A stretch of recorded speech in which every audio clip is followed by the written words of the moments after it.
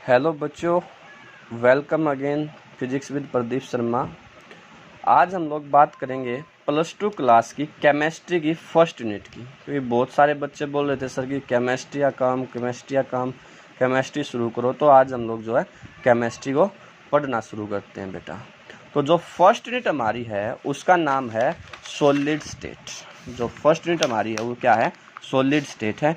आज की वीडियो जो है नॉर्मली बना रहे हैं, कल से जो है फिर कंटिन्यूसली बोर्ड की वीडियो आ जाएंगी। तो अब सॉलिड क्या होते हैं ये तो सबको पता है। Which have the definite shape and definite volume for a given mass. For example pen है, पेंसिल है, बुक है, वुडन बोर्ड है, जो कुछ भी आपके अराउंड है वो सभी क्या हैं? बहुत सारे जो क्या है सॉलिड के एग्जाम्पल आपके पास हो सकते हैं। अब क्योंकि हम +2 में ये नॉर्मल डेफिनेशन से तो हमारा काम चलेगा नहीं, हमें क्या सीखना है? हमें इस बात को सीखना है कि वाई डू सम जो सब्सटेंस है exist as solid, other are gas, other are जो लिक्विड। दूसरा, सॉलिड को क्लासिफाइड कैसे करेंगे, इस पूरी यूनिट का ओवरव्यू बता रहा हूँ बेटा, क्या पढ़ना है। तीसरा, what are general characteristics of the solid. Next, how the property of the solid are जो modified by adding the small amount of impurity. ये कुछ महत्वपूर्ण टर्म्स रहेंगी जिनको हम लोग इस यूनिट में पढ़ेंगे। अब सबसे पहले क्वेश्चन की तरफ हम लोग जो है चलते हैं, वो था हमारा कि why do some substance exist as solid. कोई भी सब्सटेंस किस स्टेट में एग्जिस्ट करेगा बेटा, उसका कारण समझ लीजिए आप लोग। उसके दो मेन कारण हमारे पास होते हैं। सबसे पहला कारण होता है इंटरमोलिकुलर फोर्स। क्या है ये इंटरमोलिकुलर फोर्स? देखिए, मान लीजिए ये पार्टिकल्स है, ये कोई सॉलिड है, ये उसके बहुत सारे कॉन्स्टिट्यूएंट पार्टिकल्स हैं जिससे मिलके ये बना हुआ है। कोई भी सॉलिड, कोई भी सब्सटेंस, चाहे वो सॉलिड, लिक्विड, गैस, कुछ भी है, जिनसे भी मिलके बना हुआ वो क्या, उसके कॉन्स्टिट्यूएंट पार्टिकल्स हैं। अब कुछ के केस में क्या होता है कि ये कॉन्स्टिट्यूएंट पार्टिकल बहुत ज़्यादा क्लोज होते हैं एक दूसरे के, और एक दूसरे को बहुत स्ट्रोंगली एल्ड करते हैं। और जब वो एक दूसरे को बहुत स्ट्रोंगली एल्ड करते हैं तो उनके बीच में क्या आता है, एक स्ट्रॉन्ग इंटरमोलिकुलर फोर्स बन जाता है। उनके बीच में क्या होता है, एक स्ट्रॉन्ग इंटरमोलिकुलर फोर्स जो हमारे पास बन जाता है। तो जो सॉलिड हमारे पास है, उन सॉलिड के अंदर हमेशा क्या होता है, बहुत स्ट्रॉन्ग क्या होता है, जो स्ट्रॉन्ग इंटरमोलिकुलर फोर्स है हमेशा वो आएगा। इन द केस ऑफ लिक्विड क्या होगा बेटा कि जो ये इंटरमोलिकुलर फोर्स आपके पास है, या ये जो मॉलिक्यूल्स हैं, ये बहुत ज़्यादा क्लोजली पैक्ड नहीं होते हैं, इनके बीच में जो डिस्टेंस है वो ज़्यादा होती है, इसलिए इनके बीच का जो इंटरमोलिकुलर फोर्स है वो इंटरमोलिकुलर फोर्स क्या आएगा, कम आएगा। तो इसलिए सॉलिड का क्या होगा, क्योंकि इंटरमोलिकुलर फोर्स बहुत स्ट्रॉन्ग है, तो इसलिए they have the definite geometry and definite जो है वॉल्यूम, क्योंकि उसका कोई मॉलिक्यूल उसको दूसरे मॉलिक्यूल को जाने नहीं देता, स्ट्रॉन्गली हेल्ड करता है क्योंकि स्ट्रॉन्ग फोर्स है। यहाँ पे जो फोर्स है वो क्या है, वीक है। वीक फोर्स होने की वजह से आपके पास क्या होगा, जो कुछ मॉलिक्यूल्स रैंडमली मूव कर सकते हैं। एंड ये किसके केस में है, लिक्विड के केस में। And in case of the gas, जो ये मॉलिक्यूल्स आपके पास हैं, इनकी जो इंटर एटॉमिक डिस्टेंस है वो बहुत ज़्यादा होती है इस तरह से।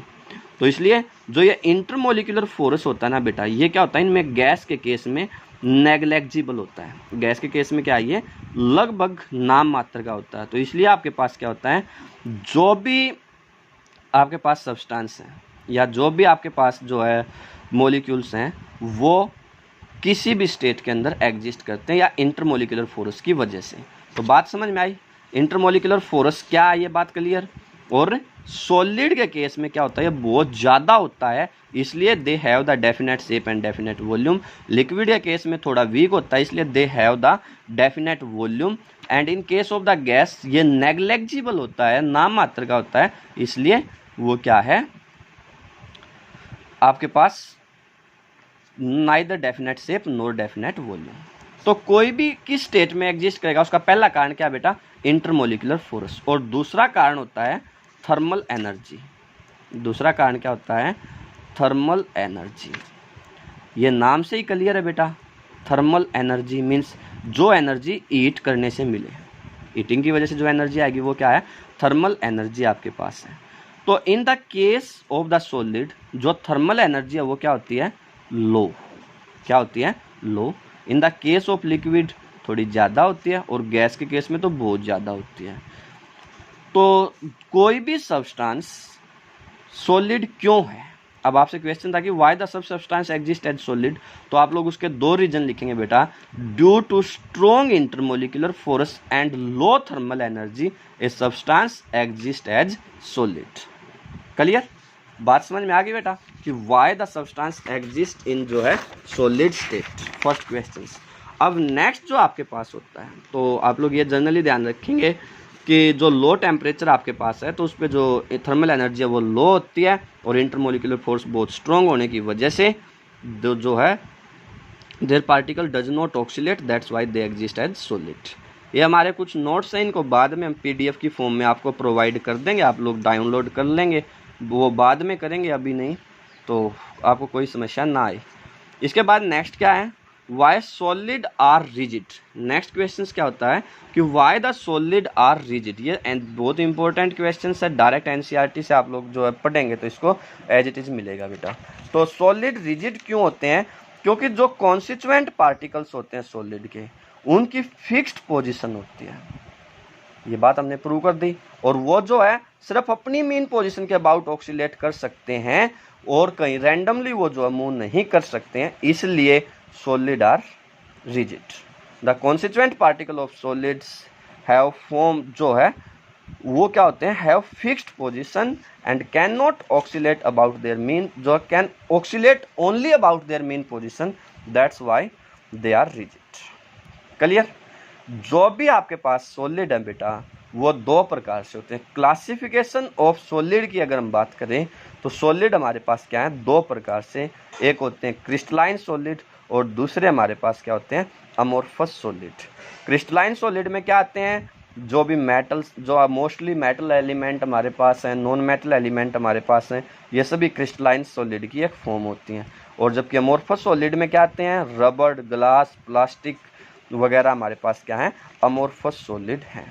इनको काफ़ी महत्वपूर्ण है, इनके एग्जाम्पल्स को आप लोग जो है ध्यानपूर्वक जरूर करेंगे। ठीक है, कल नेक्स्ट वीडियो में हम लोग बात करेंगे what is the difference between crystalline and amorphous solid.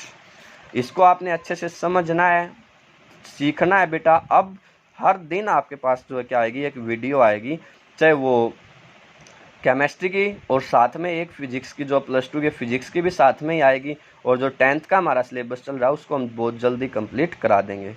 ठीक है, तो टेंशन लेने की ज़रूरत नहीं है, अब हर दिन आपके पास क्या होगा, वीडियो पक्का आएगी। बस आप अपने दोस्तों के साथ इसको जो है शेयर करते रहें ताकि ज़्यादा से ज़्यादा बच्चों को जो है फ़ायदा हो सके। Thank you.